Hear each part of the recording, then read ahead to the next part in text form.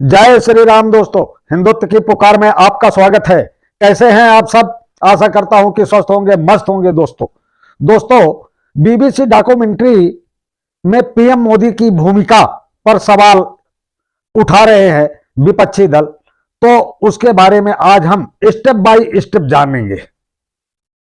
इस एपिसोड में मात्र यही बात होगी और क्रमशः हम सारी बातें बताएंगे। कैंपस क्यों मचा है बवाल? दोस्तों, गुजरात दंगे पर बनी बीबीसी की documentary India the Modi kitchen पर विवाद बढ़ता ही जा रहा है।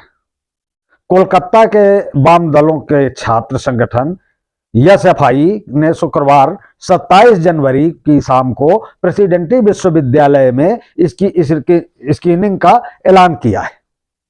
गुजरात दंगे में प्रधानमंत्री नरेंद्र मोदी की भूमिका पर सवाल उठाती बीबीसी डॉक्यूमेंट्री शुरू से ही विवादों में रही है। वहीं डीयू यूनिवर्सिटी में भी कुछ छात्र संगठन ने स्क्रीनिंग का ऐलान किया है। बीबीसी डॉक्यूमेंट्री के रिलीज होने के बाद केंद्र सरकार और बीजेपी ने इसे पीएम नरेंद्र मोदी के खिलाफ प्रोपेगेंडा करार दिया है। वहीं विपक्षी दल इस डॉक्यूमेंट्री के जरिए बीजेपी और पीएम मोदी पर हमलावर हो गए थे। आइए जानते हैं बीजेपी डॉक्यूमेंट्री, ये बीबीसी डॉक्यूमेंट्री के बारे में क्या है, ये क्या है प्रोपेगेंडा। इस बारे में हम आज आपको विस्तार से बताएंगे। गुजरात दंगे में पीएम नरेंद्र मोदी की भूमिका पर सवाल खड़े करने वाली बीबीसी की documentary India the Modi kitchen 2 episode में सबके सामने आई। इसका पहला एपिसोड 17 जनवरी को और दूसरा एपिसोड 24 जनवरी को यूट्यूब पर रिलीज किया गया। पहला एपिसोड आने के साथ ही भारत में विपक्ष के नेताओं और कुछ संगठनों ने इसे हाथों हाथ लिया। बीबीसी डॉक्यूमेंट्री के जरिए पीएम मोदी और बीजेपी पर निशाना साधना शुरू कर दिया। अब मौका मिला उनको तो वो तो निशाना साधेंगे ही। हाँ, अब ब्रिटेन के पीएम ऋषि सुनक ने क्या जवाब दिया है? इन लोगों की बोलती बंद कर दिया है ऋषि सुनक ने। ऋषि सुनक ने कहा है कि बीबीसी की डॉक्यूमेंट्री पर भारत सरकार के विरोध जताने से पहले ही ब्रिटेन के प्रधानमंत्री ऋषि सुनक ने ब्रिटिश संसद में सबकी बोलती बंद कर दी। ऋषि सुनक ने ब्रिटेन के संसद में बीबीसी की डॉक्यूमेंट्री पर बोलते हुए कहा कि बेशक हम कहीं भी उत्पीड़न को बर्दाश्त नहीं करते हैं, लेकिन माननीय सज्जन को जिस तरह से दिखाया गया है मैं उससे बिल्कुल सहमत नहीं हूं। अब इस बीबीसी डॉक्यूमेंट्री में केंद्र सरकार बैन भी लगा दिया है। दोस्तों, बीबीसी डॉक्यूमेंट्री का दूसरा एपिसोड रिलीज होने से पहले ही केंद्र की मोदी सरकार ने 21 जनवरी को इस पर प्रतिबंध लगा दिया। केंद्र सरकार की ओर से जारी आदेश में सीधे बैन लगा दिया गया है। दोस्तों, अब जरूरी भी था बैन लगाना। तो दोस्तों, ये इस तरह से अपने देश में के लोग इस तरह से करते हैं। अब आगे सुनिए। बाहर यूट्यूब और ट्विटर पर ये डॉक्यूमेंट्री अभी भी मौजूद है। इसका दूसरा एपिसोड भी रिलीज किया जा चुका है। केंद्र सरकार ने इसे दुष्प्रचार का हिस्सा बताया था। अब ये डॉक्यूमेंट्री का बवाल कब से शुरू हुआ है ये भी बताता हूं दोस्तों मैं आप लोगों को। बीबीसी डॉक्यूमेंट्री रिलीज होने के बाद से ही सुर्खियों में बनी हुई थी। हालांकि इस पर बवाल की शुरुआत केंद्र सरकार की ओर से यूट्यूब और ट्विटर पर डॉक्यूमेंट्री को बैन करने के बाद शुरू हुआ। दरअसल केंद्र सरकार के बैन लगाने के बाद जेएनयू में इसकी स्क्रीनिंग रखी गई।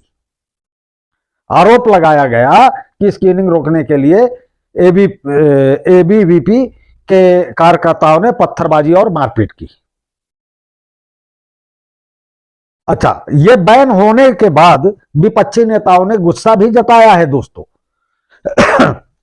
कांग्रेस समेत तमाम विपक्षी दलों के नेताओं ने बीबीसी डॉक्यूमेंट्री पर बैन के खिलाफ अपना गुस्सा जताया। कांग्रेस नेता राहुल गांधी ने कहा कि सच कही, उन्होंने कहा कि सच कभी नहीं छिपता है, सत्य सत्य होता है, यह बाहर आ ही जाता है। वहीं टीएमसी नेता महुआ मोत्रा ने ट्विटर पर बीबीसी डॉक्यूमेंट्री की लिंक शेयर करते हुए लिखा है कि हमें क्या देखना है, हम सब जानते हैं, हमारे देश में हुआ है। तो इन लोगों को वहां पे कलकत्ता में नरसंहार नहीं दिखता है और ये झूठा आरोप लगाते हुए इनको महुआ मोत्रा को शर्म नहीं आ रही है। एटीएम सांसद डरेक के बयान भी उन्होंने भी आरोप लगाया है और ट्विटर लगा करके ट्विटर से डिलीट कर दिया है। तो ये आरोप पर आरोप लगाते जा रहे हैं। डॉक्यूमेंट्री विवाद पर अलग अलग राय रखने वाले लोग हैं, कई लोग अलग अलग राय रखते हैं। अनिल एंटनी ने भी छोड़ी कांग्रेस। कांग्रेस नेता एके एंटनी के बेटे अनिल एंटनी ने 25 जनवरी को कांग्रेस से इस्तीफा देने का ऐलान किया। अनिल एंटनी ने बीबीसी डॉक्यूमेंट्री पर कांग्रेस की पार्टी लाइन से अलग हटकर उनका विरोध किया था। अनिल एंटनी ने ट्वीट करते हुए लिखा कि मैंने कांग्रेस से अपने सभी पदों से इस्तीफा दे दिया है। मुझ पर एक ट्वीट को वापस लेने के असहिष्णुता को बनाया जा रहा था, इसलिए मैं जो है इस्तीफा दे रहा हूं। तो एक कांग्रेसी नेता भी इस्तीफा दे दिया। जेएनयू के बाद दोस्तों जामिया मिलिया इस्लामिया यूनिवर्सिटी में 25 जनवरी शाम को एनएसयूआई और एसएफआई ने बीबीसी की विवादित डॉक्यूमेंट्री को दिखाने की तैयारियां चल रही थी। इससे पहले कि वहां भारी संख्या में पुलिस बल को तैनात कर दिया गया था। कुछ छात्रों को हिरासत में भी लिया गया। जामिया मिलिया इस्लामिया यूनिवर्सिटी प्रशासन की ओर से कहा गया कि डॉक्यूमेंट्री की स्क्रीनिंग की इजाजत नहीं ली गई है। निहित स्वार्थ वाले लोग और संगठनों को माहौल बिगाड़ने की कोशिश की, जिन्हें रोकने के लिए उपाय किए जा रहे हैं। वहीं पंजाब यूनिवर्सिटी में भी एनएसयूआई ने डॉक्यूमेंट्री की स्क्रीनिंग की थी, जिसे लेकर काफी बवाल हुआ। अलग अलग वामपंथी संगठनों के सदस्यों ने एबीवीपी के खिलाफ 26 जनवरी को जेएनयू परिसर में विरोध प्रदर्शन किया। वामपंथी छात्रों ने दावा किया कि विवादित डॉक्यूमेंट्री के प्रदर्शन के दौरान उन पर पत्थर फेंके गए, मार्च निकालकर एबीवीपी के खिलाफ नारे लगाए गए। तो ये वामपंथी लोग हमेशा जो है देश में तोड़ मरोड़ करते हैं और इनका इलाज करना बहुत जरूरी है। कांग्रेस के छात्र संगठन एनएसयूआई के साथ ही पार्टी ने भी देश के कई राज्यों में बीबीसी डॉक्यूमेंट्री की स्क्रीनिंग की। केरल प्रदेश कांग्रेस कमेटी ने 26 जनवरी को अपने कार्यालय में बीबीसी डॉक्यूमेंट्री का प्रदर्शन किया। केरल इकाई के महासचिव जीएस बाबू ने कहा कि हमें आम जनता से डॉक्यूमेंट्री के प्रदर्शन के लिए सकारात्मक प्रतिक्रिया मिली। इसके अलावा अन्य प्रदेशों में भी कांग्रेस पदाधिकारियों ने इसकी स्क्रीनिंग रखी।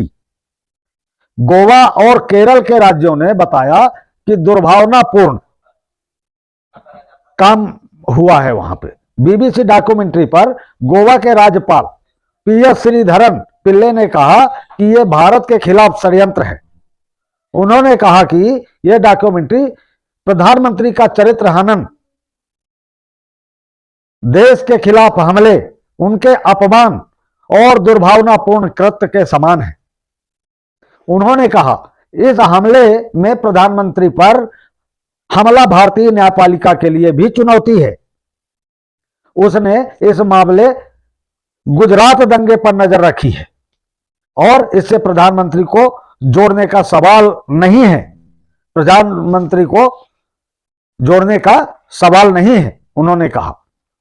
अब इस तरह सबसे पहले देश में जो देशद्रोही हैं उनको इलाज करना बहुत जरूरी है दोस्तों। केरल के राज्यपाल आसिफ मोहम्मद खान ने बीबीसी की विवादित डॉक्यूमेंट्री पर कहा कि वह इस बात पर हैरान है कि लोग एक विदेशी डॉक्यूमेंट्री निर्माता, वह भी हमारे औपनिवेशिक शासक की राय को देश की शीर्ष अदालत के फैसले से अधिक महत्व दे रहे हैं। उन्होंने कहा, इतने सारे न्यायिक फैसले जिनमें इस जमीन की शीर्ष अदालत का फैसला भी शामिल है, इन सभी चीजों को ध्यान में रखा जाना चाहिए। यह एक ऐसा समय है जब भारत में G20 की अध्यक्षता ग्रहण की है। इसी झूठी सामग्री को सामने लाने के लिए यह विशेष समय क्यों चुना गया? तो दोस्तों, ये हमारे देशद्रोही जो गांव में रहते हैं और वामपंथ का प्रचार करते हैं, वो लोग ये हमारे प्रधानमंत्री को और देश की अदालत की बातें नहीं मानते हैं, तो फिर किसकी बातें मानेंगे? और इनको क्या किया जाए कि ये सही रास्ते पे आ जाए? इनका इलाज क्या है? कमेंट में जरूर बताएं दोस्तों। ये गुजरात दंगे की बातें हैं, ये विदेशी डॉक्यूमेंट्री है, बीबीसी लंदन की है। इसको जो है अमेरिका भी झूठा बताया है, तो और हमारे देश के देशद्रोही इसको सत्य बता रहे हैं। कई बार जांच हो चुकी, अदालत जो है उनको बेइज्जत बरी किया, जांच हुई, फिर भी ये लोग, तो मैं तो कहता हूं कि ये जो हमारे टुकड़ों पे जो फोकट में पढ़ाई कर रहे हैं, हमारे टैक्स के पैसे से ये फोकट में जो पढ़ाई कर रहे हैं, इन कॉलेजों को, यूनिवर्सिटियों को बंद किया जाए। हराम की पढ़ाई, बिल्कुल हराम की पढ़ाई में यही पढ़ाई होनी है। न देश की अदालत की इज्जत करेंगे ये, न देश के प्रधानमंत्री की करेंगे। इसलिए इनको जो है कॉलेज, यूनिवर्सिटी ही बंद कर दिया जाए, सबसे अच्छी बात है ये। तो सारी समस्या समाधान खत्म हो जाएगी। तो धन्यवाद दोस्तों। अगर मेरा वीडियो पसंद आया हो तो चैनल को सब्सक्राइब करें, बेल आइकन बटन दबाना नहीं भूलें। जय हिंद, जय भारत, वंदे मातरम, जय जय श्री राम।